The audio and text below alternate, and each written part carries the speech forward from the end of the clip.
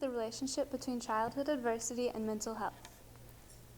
According to the Center of Disease Control, or the CDC, it was found that nearly 50% of people living in the United States will be diagnosed with a mental illness in their lifetime, making it prudent to help those in need. The overarching question of today's presentation is how adversity in family environments affects the mental health of children.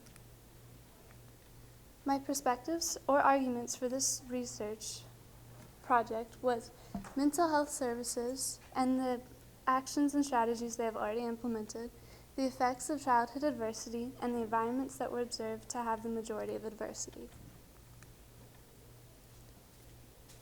As it was stated in the stimulus piece, The Dark Side of Resilience, resilience is defined as the psychological capacity to adapt to stressful circumstances and to bounce back from adverse events. And in the graph to the right, you can see these different environments and see that the most common places that family adversity appeared were those with parents that had experienced mental illnesses at 38.4%.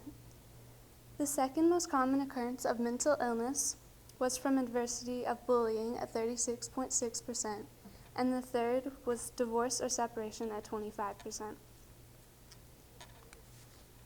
The first of the three topics, mental illness service provisions, is one of the most important topics to understand what a victim of family adversity has been through and how to help them, especially with almost half of all lifetime disorders starting by the age of 14, according to Susie Honeset.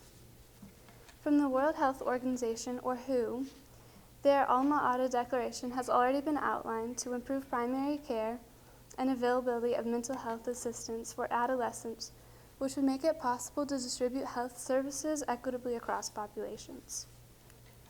In an observation from Sarah Voss, who is a physician assistant specialist, important parent-child interactions to focus on are autonomy, which is the respecting of child's boundaries, responsiveness, and cooperation between, especially when children are experiencing or struggling with bullying.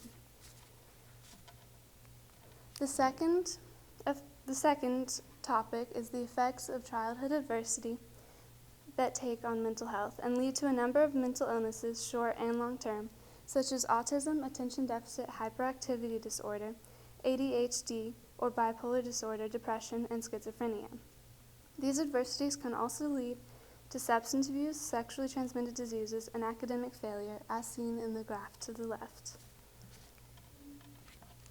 In the graph shown, it focuses on ADHD, and you can see the substantial difference between those with and without ADHD in the scenarios of socioeconomic hardships, divorce, familial substance abuse, familial mental health, neighborhood violence, domestic violence, incarceration, discrimination, and death.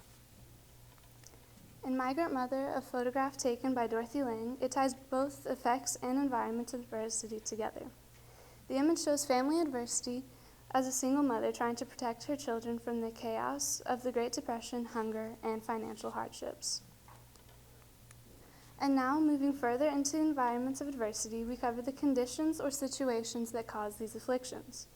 As Odgers, a developmental and quantitative psychologist, and Candace, an American developmental psychologist and professor of psychology at the University of Pennsylvania, say, repeated exposure to less severe but often chronic stressors are probable to have the same effects, if not larger effects. The most high-risk environments are large families, criminal activities, severe marital discord, foster placement, and socioeconomics, according to Teresa Lee Genjic, who is from the School of Child and Adolescent Cognitive Behavior Therapy.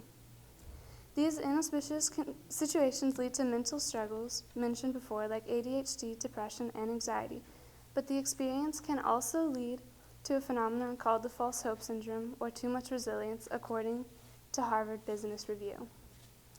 As a more modern example of these environments that induce stressors for adolescents, in recent years COVID-19 has impacted the world.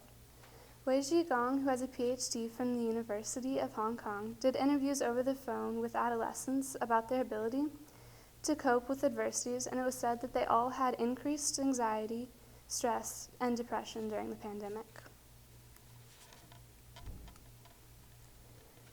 The most important steps in the right direction to implement mental health services and programs that are easily accessible to all incomes and to create comfortable and safe environments for people in their schools, homes, and hospitals.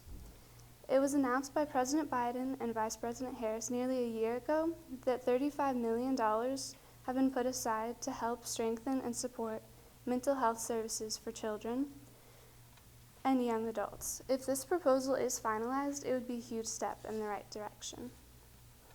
However, there are limitations to these solutions. Both would take millions of dollars in either the building of locations or the paying of personnel to work there. These limitations would also take years to accomplish, and when it is needed now. Here are my references and resources. Thank you.